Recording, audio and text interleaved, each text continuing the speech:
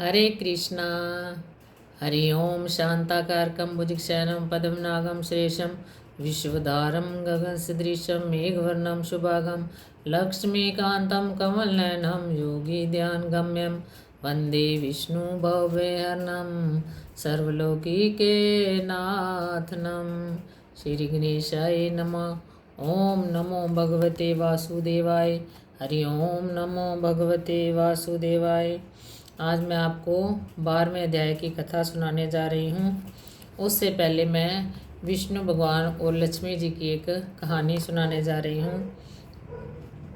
इसमें एक बार विष्णु और लक्ष्मी जी बोली, जब उनका लक्ष्मी जी को भगवान श्री विष्णु जी ने भार्य के रूप में स्वीकार किया, तो तब लक्ष्मी जी बोली कि हे भगवान, मेरी जो बड़ी बहन है लक्ष्मी, उसका अभी विवाह नहीं हुआ, तो मैं मुझ छोटी का विवाह कैसे हो सकता है। पहले आप मेरी बहन का विवाह करो, तब मैं आपके अर्धांगिनी बनूंगी। तब भगवान विष्णु ने उद्दालक मुनि के साथ हठ से लक्ष्मी का विवाह कर दिया। और जब उद्दालक मुनि जो है विष्णु के कहने से उसे अंगीकार किया और उसे अलक्ष्मी को अपने आश्रम में लेकर गए, तो तब वह अलक्ष्मी बोली कि यहाँ पे तो कहती वेदों की ध्वनि हो रही है, और ये तो आश्रम में मैं तो यहाँ नहीं रह सकती। तो वो बोली कि जहाँ वेद ध्वनि होती है और जहाँ पे अतिथियों का सत्कार होता है और जहाँ पे यज्ञ होते हैं और जहाँ पे स्त्री पुरुष प्रेम से रहते हैं, वो मेरा स्थान मेरे रहने योग्य नहीं है। और जहाँ पे देवताओं का पूजन हो और जहाँ पे ये सब स्थान मेरे रहने के योग्य नहीं है। तब उद्दालक मुनि बोले कि तेरे लिए रहने के लिए कौन सा स्थान है। तब वह बोली कि जहाँ पे धर्मात्मा कोई भी व्यक्ति धर्म का काम ना करता हो, और दिन रात जहाँ पे स्त्री और पुरुष आपस में लड़ाई करते हो, और जहाँ पे अतिथियों का सत्कार ना होता हो, जहाँ पे वृद्ध जनों की का आदर सत्कार ना करता हो, और हम हमेशा आपस में कठोर भाषण होता हो, मैं तो वहाँ पे निवास करती हूँ। अब ऐसा देख के तो जब उद्दालक मुनि बोले, तो मैं ऐसा है कि मैं फिर ऐसा तुम्हारे लिए कोई स्थान ढूंढने जाता हूँ, और जब तक मैं आऊँ तब तक आप यहाँ पे पीपल के नीचे बैठ जाओ। और तब उद्दालक मुनि उसके लिए रहने के लिए स्थान ढूंढने चले गए, पर उन्होंने फिर दोबारा कहाँ आना था, उसको वृक्ष के नीचे, पीपल के वृक्ष के नीचे बैठा गए। और जब दोबारा उद्दालक मुनि नहीं आए, तो वो ज़ोर ज़ोर से ऊंची आवाज़ से वहीं पीपल के नीचे बैठ के रोने लगी। अब जब ज़ोर ज़ोर से रो रही है, तो उसकी आवाज़ वैकुंठ में लक्ष्मी को सुनाई दी। अब वो लक्ष्मी भी बहुत व्याकुल हो गई और अब विष्णु भगवान से बोलने लगी कि तू आपने मेरी बहन का अभी कैसा पति ढूंढ के दिया है, जो कि उसको त्याग के चला गया है और वह वहाँ पे दुखी होके रो रही है। भी आप मेरे साथ चलो, भी उसको देख के आए। तब लक्ष्मी और विष्णु भगवान उसके पास जाते हैं और उसे कहते हैं कि तुम उद्दालक मुनि तो अब नहीं आएंगे, जो तुझे रहने की जगह पसंद है वो वहाँ पे नहीं रह सकते, और अब तुम्हारा यहीं पे ही पीपल की जड़ ही तुम्हारा सहारा है और तुम यहीं पे रह। और विष्णु भगवान ने बोला कि ये मेरे ही अंश से उत्पन्न है, ठीक है, और तुम्हारा भी यहाँ पे जो मेरे साथ तुम्हारा भी पूजन होगा, और जो तुम्हारा पीपल का पूजन करेगा उसके घर में तुम्हारी छोटी बहन यानी कि उसके घर में लक्ष्मी का निवास होगा। जो स्त्रियां तुम्हें भेंट वगैरह करेंगी, पूजन करेंगी, धूप दीप देंगी, उसका उनके घर में लक्ष्मी का हमेशा निवास रहेगा और लक्ष्मी उन पर हमेशा प्रसन्न रहेगी। इस प्रकार इसलिए पीपल को शनिवार के दिन ही छूना चाहिए और बाकी दिन इसको नहीं छूना चाहिए। इस प्रकार वो जो लक्ष्मी थी वहीं पीपल की जड़ में थी और उसका वास वही है, बाकी दिन अलक्ष्मी रहती है और जो शनिवार ही छूने योग्य होता है पीपल। अब मैं आपको 12वें अध्याय की कथा सुनाने जा रही हूँ। बोल कार्तिक भगवान की जय। कल आपने 11वें अध्याय में विष्णु और जलंधर का युद्ध देखा, जब विष्णु भगवान ने बोला लक्ष्मी से कि तेरे भाई द्वारा जो बहुत ही ज़्यादा देवताओं को कष्ट दिया जा रहा है, मैं वहाँ उसके साथ युद्ध करने जा रहा हूँ, तब लक्ष्मी बोली कि आप मेरे भाई को कैसे मार सकते हो। तब भगवान विष्णु बोले कि वो तो वैसे ही मेरे से नहीं मरेगा, क्योंकि वह शिवजी के अंश से पैदा है और ब्रह्मा ने उसको वरदान दे रखा है, और तेरे साथ उसकी प्रीति ज़्यादा है और वह मेरे हाथों से नहीं मर सकेगा। उसको तो शिवजी भगवान ही मार सकेंगे, लेकिन देवताओं के ने बहुत पकार रहे हैं तो मुझे अब जाना ही पड़ेगा। जब विष्णु भगवान गए वहाँ पे तो दोनों का फिर युद्ध होना शुरू हो गया, और जैसे विष्णु भगवान थे वैसे ही जलंधर युद्ध कर रहा है, और आखिर में विष्णु भगवान उसके युद्ध से बहुत प्रसन्न हुए और कहने लगे तू वर मांग।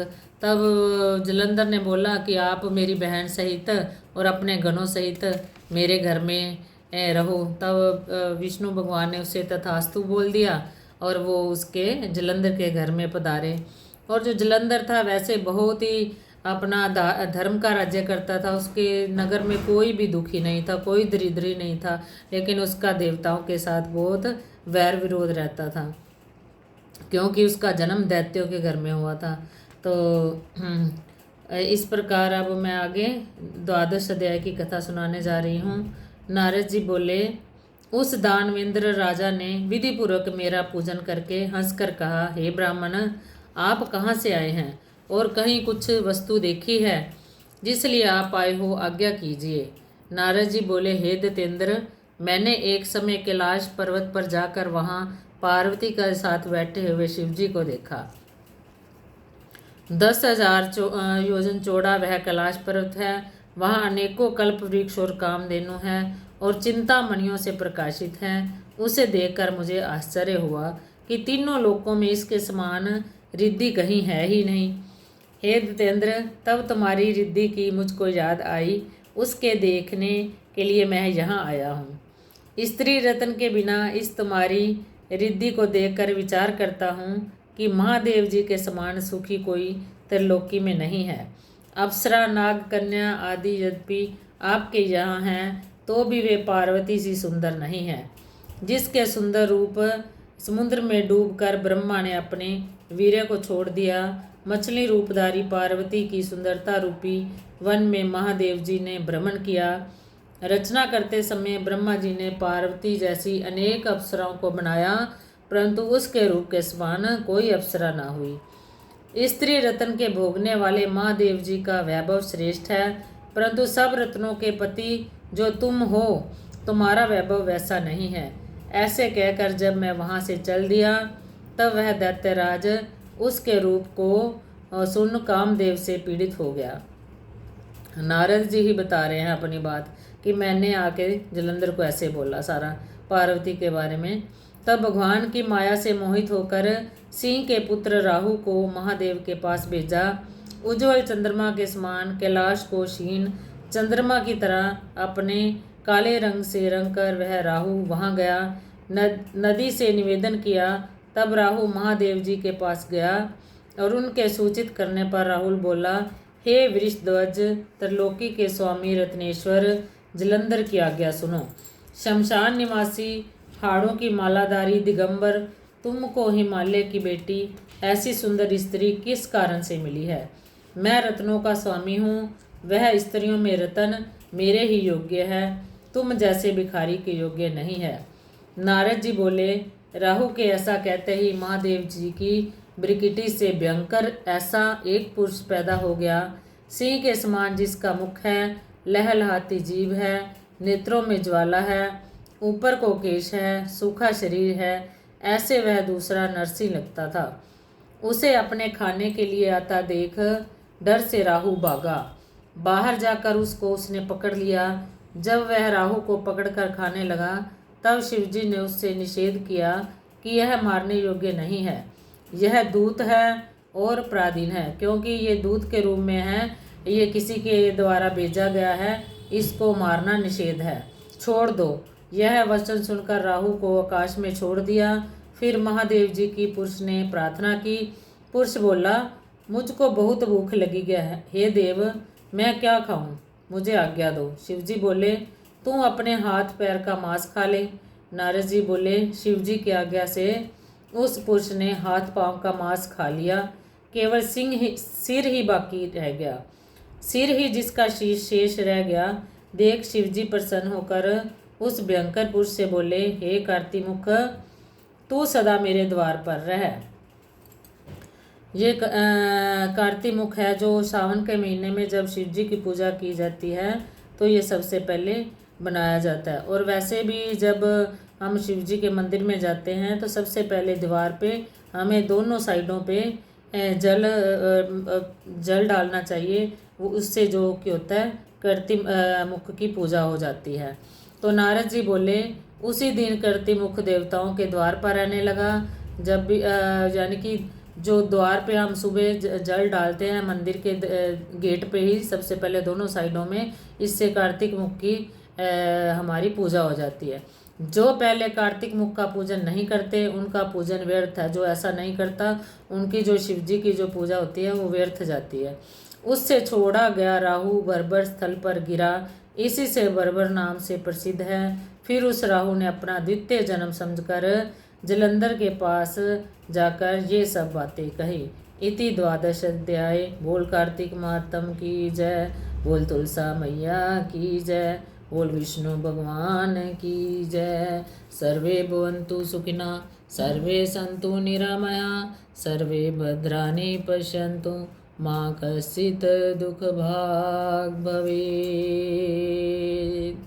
हरे कृष्णा।